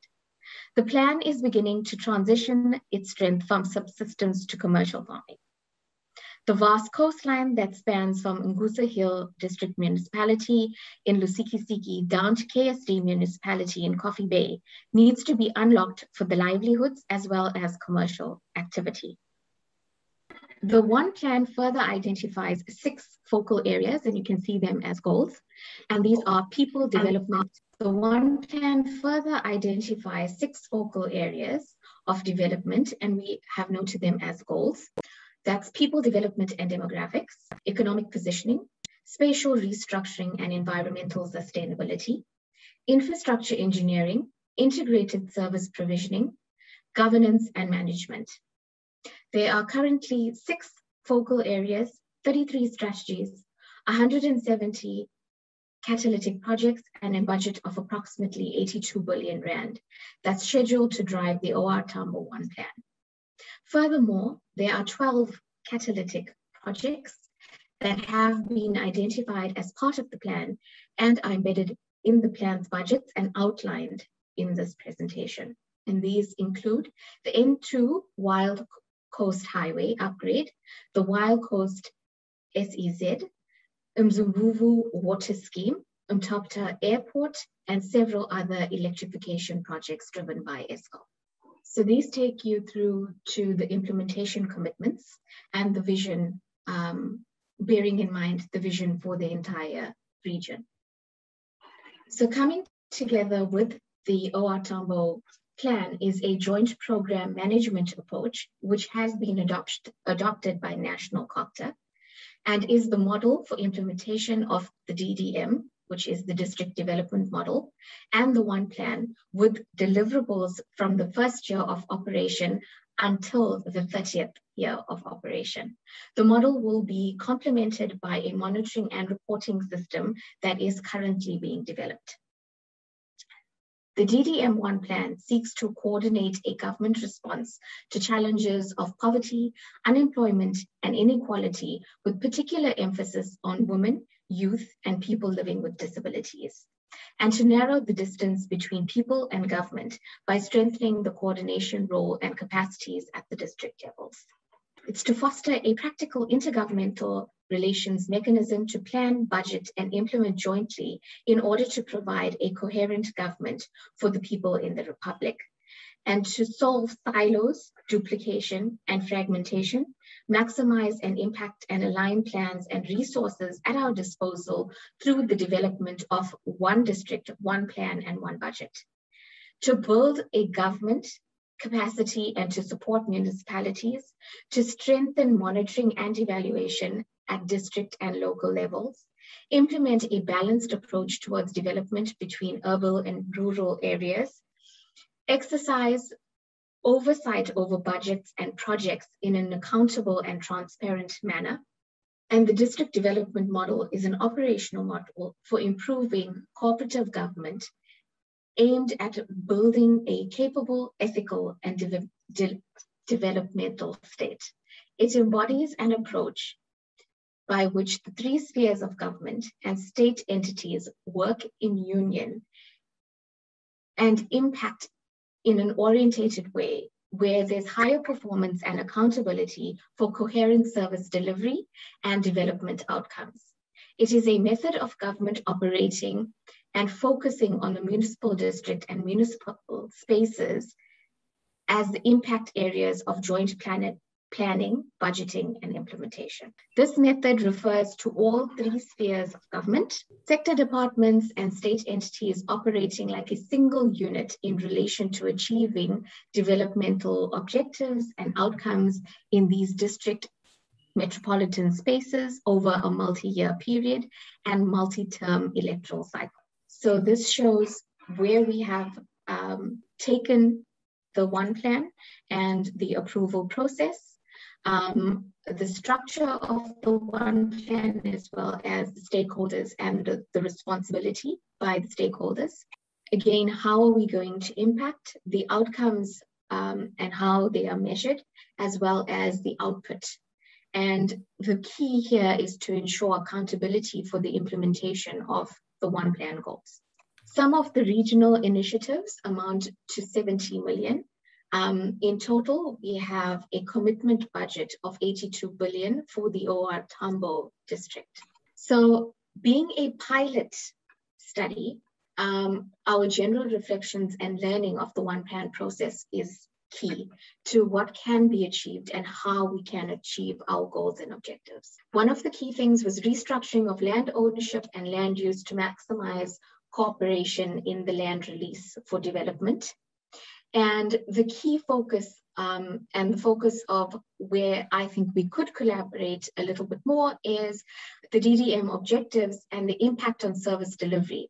So could changing the status quo from the minimum to an assured level of service actually bring in service delivery into the region and thereby bring in service delivery into South Africa, better service delivery and an assured level of service, especially in the water and engineering infrastructure space.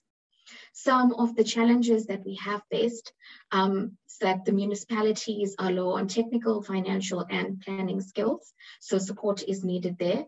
Governance is poor with instability on a political level, and the area is not investment friendly, and that's the current status quo. So how do we actually bring in investment? And these are things that the DDM model is looking at. So thank you for your time, colleagues. Thank you. It's uThukela. Thank you so much for the opportunity and thank you for the presentations. I actually wanted to comment on the presentation from Shamiso.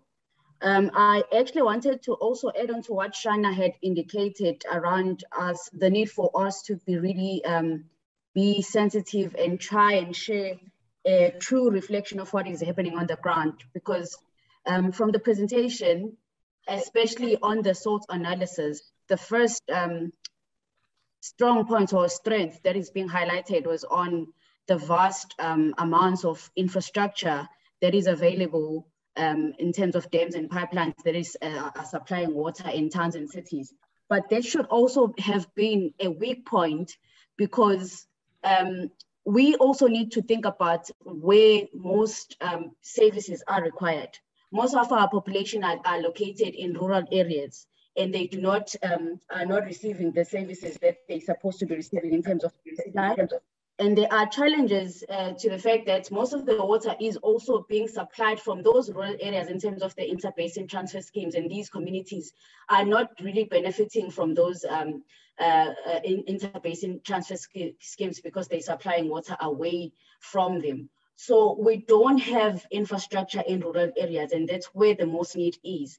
And by branding, it's a good thing because we're trying to showcase what we're doing best, but we need to also show the reality on the ground, because with branding, we're branding nationally, we're also branding internationally. Our branding can also contribute in terms of attracting international investment into South Africa, especially in supporting rural communities and ecological infrastructure projects. But if what we are communicating is incorrect, we may not get that type of investment into our country as South Africa. And also, I was also expecting to see under weaknesses the issue of water demand management. We've got a lot of water losses and poorly maintained potable water infrastructure that we also need to be communicating as one thing that we really need to be focusing on, because that will also do away with the need to do a lot of these interbasin transfer schemes that now are needed while we've got an issue of water losses. Why aren't we focusing on water losses and maybe focus on closing the gaps in terms of services in rural communities rather than getting water from them to the cities where there is infrastructure, but it needs to be maintained and we need to control our water losses and unaccounted for water. So I just wanted to highlight that. There's a lot of information that was shared, good information, but we need to be really careful how we are sharing that information and really do our research in terms of what is happening on the ground. Thank you. Is the DDM model not a duplicate of IDP? If not, what is the difference? Thank you, Chair. No, the DDM model is not a duplicate of the IDP. So IDP, they do have their own projects and infrastructure, development programs and projects. However, the DDM model is all encompassing. So it's to remove the idea of working in silos, to support IDP programs, but not to duplicate work as such.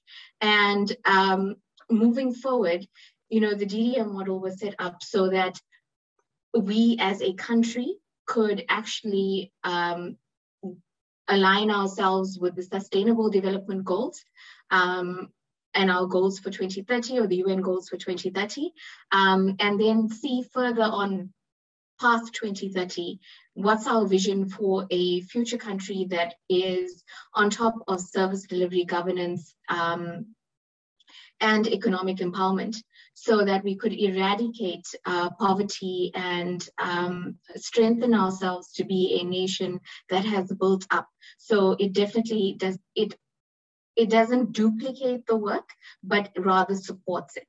So it's one step further than IDP. Yeah, thank you. Interesting presentation, and obviously there's been a lot of thought that's gone into all of this and a lot of planning.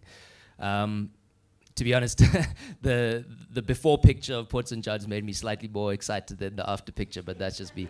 But the the question that I wanted to ask is, obviously there's huge plans here around infrastructure development, developing commercial agriculture in that area, but all of this is going to require water. And I just wanted to I wanted to ask, one, have you kind of quantified how much water would be required for this project and whether the available resources in the Mzimvubu catchment would be able to supply all of this? And two, in thinking about the water resources, I mean, you mentioned the Mzimvubu water scheme. I think that's the dam project that's happening there. In thinking about this and in thinking about how you plan to supply water to this area, are you thinking about it at a catchment scale or just as a dam?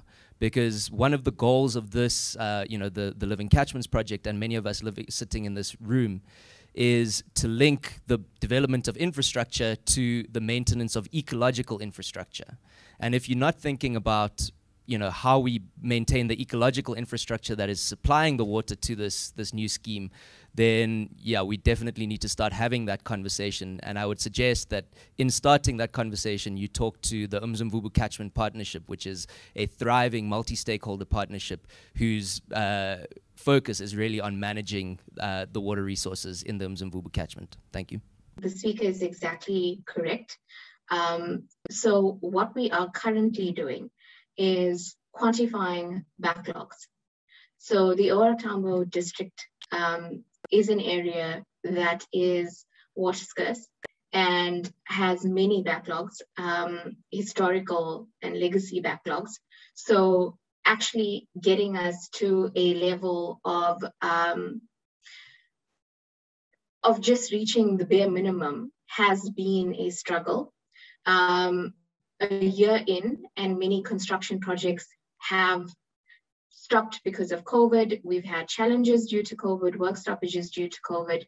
And yes, we are in discussions. One of our partners for the OR Tambo district and the DDM model is the WRC, and we are looking at the best way to move forward on planning what the feasibility studies are and how best can we achieve goals going forward, and looking at the level of assurance that we can get out of certain catchments, and then looking at where else can we secure water from. And just on your point on the Vision 2050, so it's more an artist impression and not exactly where we are headed with the DDM model.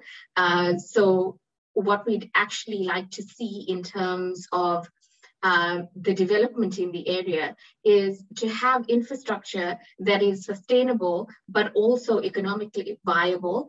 And that's where the smart city comes in. So it's more an artist's impression of what development looks like, because it's difficult to conceptualize. It's difficult to conceptualize pipes in the ground, because that is what we are aiming for, that we have pipes in the ground that have water, that have an assured level of service, and that the area doesn't necessarily look like, IKEA, I'm going to quote, doesn't look like the next Dubai, but rather looks like a South African city that uses the natural beauty and promotes tourism in that way, so that when we do get tourists to the area, that they have basic facilities and an assured level of those basic facilities. Because currently in the region, load shedding and water shedding it's the norm without warning. So that's basically where we are headed. And we're still in the planning stages of how to actually get water into the region. Thank you very much for that. Could you just please give a round of applause for all our presenters and their great presentations?